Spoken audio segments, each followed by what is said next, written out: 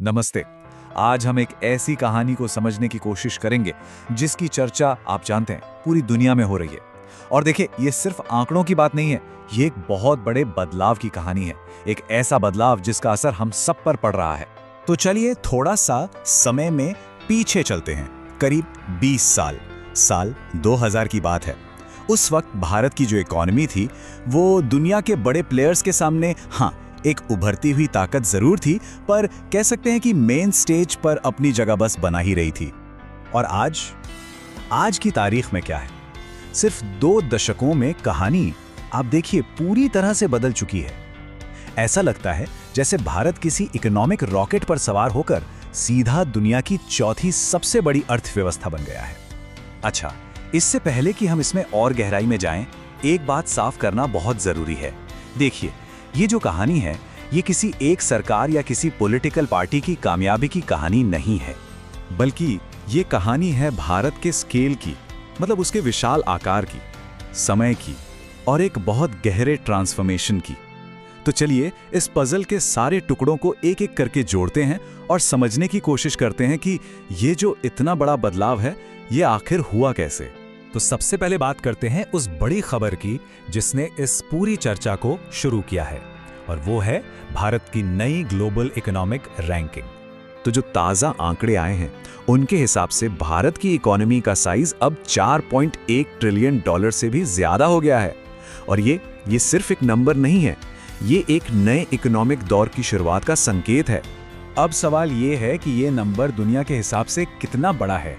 इस टेबल को देखिए, भारत अब अमेरिका, चीन और जर्मनी के ठीक पीछे है।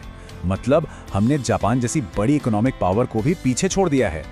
देखिए, ये जो हुआ है ये कोई रातों रात हुआ चमत्कार तो है नहीं। इसके पीछे करीब 2 दशकों की मेहनत और लगातार बदलाव की कहानी है।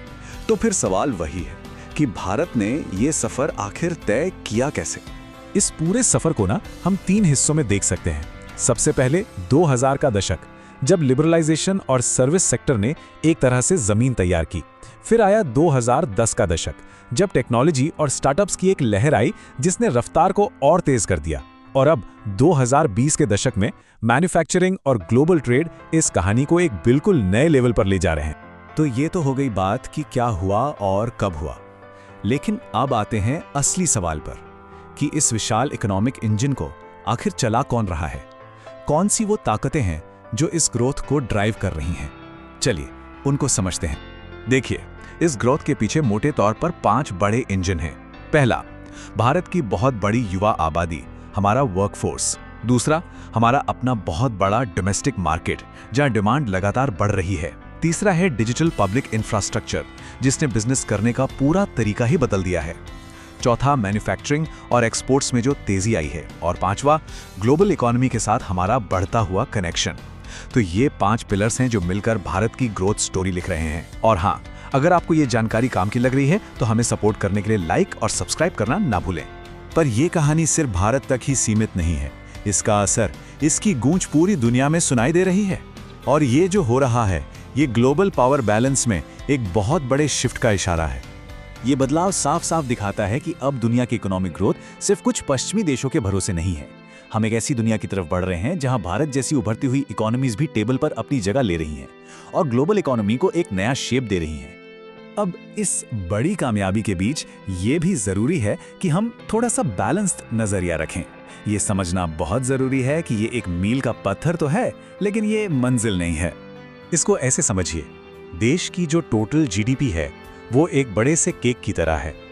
अच्छी बात यह है कि केक का साइज लगातार बड़ा हो रहा है, लेकिन जो पर कैपिटा इनकम होती है, यानी प्रति व्यक्ति आय, वो ये बताती है कि हर इंसान को उस केक का कितना बड़ा हिस्सा मिल रहा है। और ये दोनों चीजें हमेशा एक ही स्पीड से नहीं बढ़ती। देखिए, ग्रोथ कभी भी एक सीधी लाइन में नहीं होती। ये एक लंबा सफर होता है और इसमें उतार चढ़ाव भी आते हैं। भारत के सामने आज भी कई सोशल और इकोनॉमिक चैलेंज हैं जिन पर लगातार काम चल रहा है। तो ये जो उपलब्धि है ये उसी लंबे सफर का एक जरूरी पड़ाव है। एक ऐसा पड़ाव जो हमें याद दिलाता है कि हम कितना आगे आ चुके हैं। तो इस पूरी बातचीत का सार क्या है?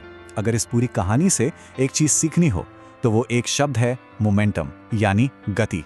भारत का दुनिया की चौथी सबसे बड़ी इकोनॉमी बनना ये सिर्फ नंबर्स की बात नहीं है, ये उस मोमेंटम की बात है, उस गति की जो पिछले 2 दशकों में धीरे धीरे बनी है। और मोमेंटम की सबसे खास बात जानते हैं क्या है? कि एक बार जब ये बन जाता है तो इसके अंदर भविष्य को बदलने की, उसे एक नया आकार देने की ताकत होती है। और शायद यही इस पूरी कहानी का सबसे बड़ा और सबसे उम्मीद भरा संदेश है।